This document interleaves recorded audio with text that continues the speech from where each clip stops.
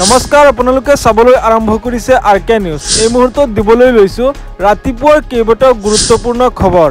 আজিৰ প্ৰথমটো খবৰ হৈছে বিজেপি চৰকাৰৰ দিনত অসমৰ খিলঞ্জীয়া মানুহে মাৰ খাবলগীয়া হৈছে। বীৰ লাচিত থানাৰ নেতা শৃংখল চলিহাক গ্ৰেপ্তাৰ কৰাৰ পাছতেই এই মন্তব্য কৰিছে বিধায়ক অখিল গগৈয়ে। অখিল গগৈয়ে কৈছে বিজেপি চৰকাৰে অসমৰ খিলঞ্জীয়া মানুহৰ ওপৰতেই অত্যাচাৰ আৰম্ভ কৰিছে। আন এটা খবৰ, বীৰ লাচিত থানাৰ নেতা শৃংখল চলিহাক মুকলি। 9 ঘণ্টাৰ অন্তত বীৰ লাচিত থানাৰ নেতাজনক মুকলি কৰিলে ডিব্ৰুগড় আৰক্ষীয়ে। পুৱাৰ ভাগতে শিৱসাগৰৰ চেপনৰ পৰা আটক কৰিছিল ডিব্ৰুগড় আৰক্ষীয়ে। বীৰ লাচিত থানাকে ধৰি অসমৰ বিভিন্ন প্ৰান্তৰ বিভিন্ন দল সংগঠনে অসম চৰকাৰৰ এই কাণ্ডক ধিক্কাৰ দিয়াৰ পাছতেই 9 ঘণ্টাৰ অন্তত বীৰ লাচিত থানাৰ নেতাজনক মুকলি কৰিলে ডিব্ৰুগড় আৰক্ষীয়ে।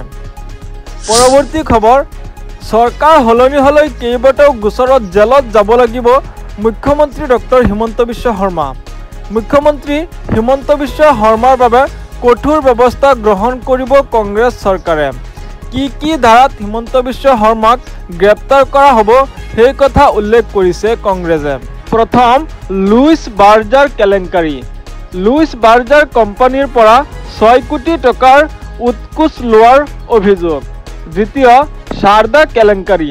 শাৰদা কোম্পানীৰ মালিক সুদীপ্ত সেনৰ পৰা মাহে 20 লাখ টকালৈ শাৰদা কোম্পানীৰ 2 নম্বৰী ব্যৱসায় কৰাৰ সুবিধা কৰি দিছিল হিমন্ত বিশ্ব শৰ্মাই।